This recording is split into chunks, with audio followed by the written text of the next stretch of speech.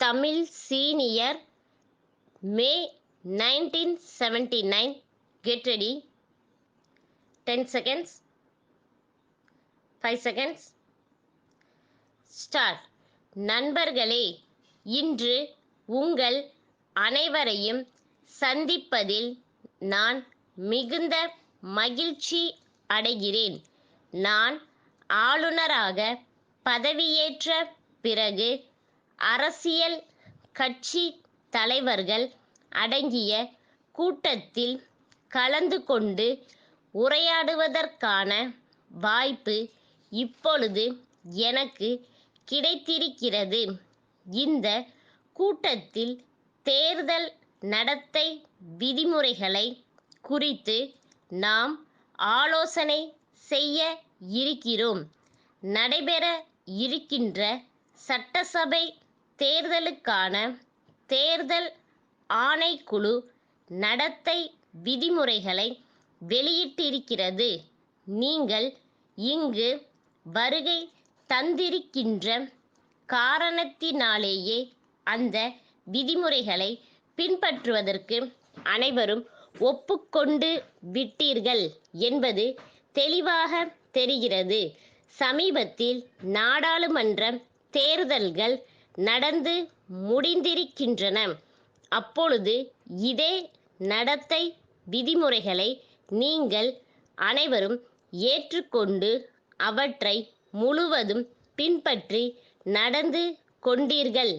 நீங்கள் அவ்வாறு நடந்து கொண்டதற்காக நான் களிப்பு அடைகிறேன். தமிழ்நாட்டில் எப்போதுமே தேர்தல்கள் அமைதியான சூழ்நிலையில் நடந்து வந்துள்ளன என்பதை பற்றி தமிழ்நாடு உண்மையிலேயே பெருமிதம் அடையலாம். இப்போது நடக்கவிருக்கும் சட்டசபை தேர்தலின் போதும் அதே மரபை நீங்கள் நிலைநாட்டுவீர்கள் என்பதில் எனக்கு துளியும் சந்தேகம் கிடையாது என்பதை தெரிவித்துக் கொள்கிறேன். அரசியல் கட்சிகள் பின்பற்ற வேண்டிய நடத்தை விதிமுறைகளை தவிர செய்தித்தாள்களும் தாமாகவே முன்வந்து தங்களுக்கு என்று நடத்தை விதிமுறைகளை ஏற்றுக்கொள்ள வேண்டும் என்று கருதுகிறேன். அப்பொழுதுதான் பல்வேறு அரசியல் கட்சிகளின் திட்டங்களை அறிவிப்பதிலும் சரி, பல்வேறு அரசியல் கட்சிகளின் தேர்தல் பிரச்சார செய்திகளை வெளியிடுவதிலும் சரி, அனைத்து அரசியல் கட்சிகளுக்கும் நியாயம் வழங்க அவற்றால் இயலும். தங்களுக்கு இருக்கின்ற அரசியல் உரிமைகளை குறித்து இந்திய குடிமக்கள் அனைவரும் நன்றாக அறிந்திருக்கிறார்கள். இதை அண்மையில் நடைபெற்ற தேர்தல்கள் நமக்கு எடுத்துக்காட்டி இருக்கின்றன. ஏன் வாக்கு அளிக்க வேண்டும், எதற்காக வாக்கு அளிக்கிறோம், எவ்வாறு வாக்கு அளிக்க வேண்டும் என்பதை அவர்கள் நன்றாக அறிவார்கள். இதை நீங்கள் கருத்தில் கொள்ள வேண்டுமென்று நான் கேட்டுக்கொள்கிறேன். உங்கள் தேர்தல் பிரச்சாரத்தில் தனிப்பட்டவர்களை பழித்து பேசக்கூடாது.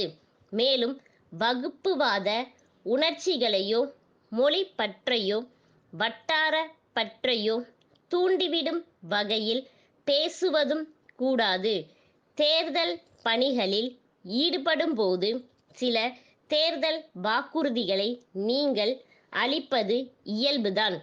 ஆனால் அவ்வாறு நீங்கள் அளிக்கும் வாக்குறுதிகள் நியாயமாகவும் இருக்க வேண்டும், பொறுப்புணர்வுடனும் இருக்க வேண்டும் என்று நான் கருதுகிறேன்.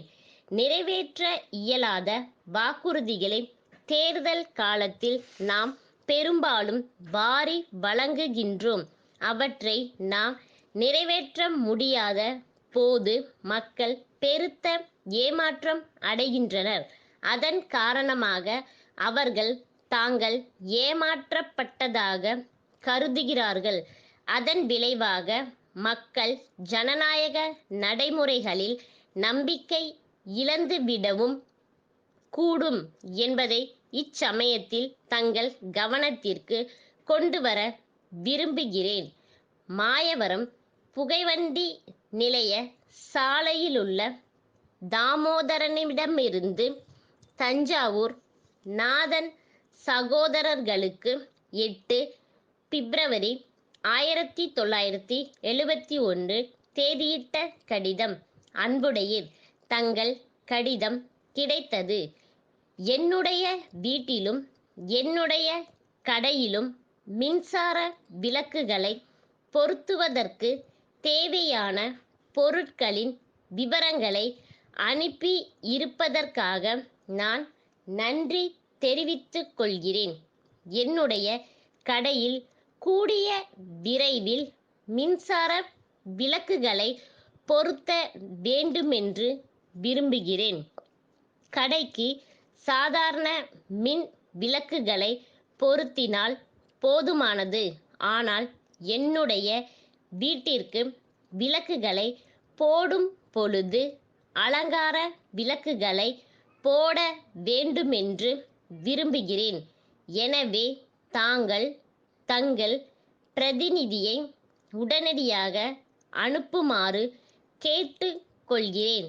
அவரிடம் மேலே குறிப்பிட்ட 2 வகையான விளக்குகளையும் அவற்றை பொருத்துவதற்கான சாதனங்களுடன் அனுப்பி வைக்குமாறு கேட்டுக்கொள்கிறேன். என்னுடைய நண்பரின் வீட்டில் பொருத்தப்பட்ட விளக்குகள் 2 வாரங்களுக்குள் கெட்டுவிட்டன. எனக்கும் அம்மாதிரி நிலை ஏற்படாமல் இருக்க நல்ல தரமுள்ள உழைக்கக்கூடிய மின் விளக்குகளை தேர்ந்தெடுத்து அனுப்பவும். தங்கள் நம்பிக்கையுள்ள ஸ்டாப்.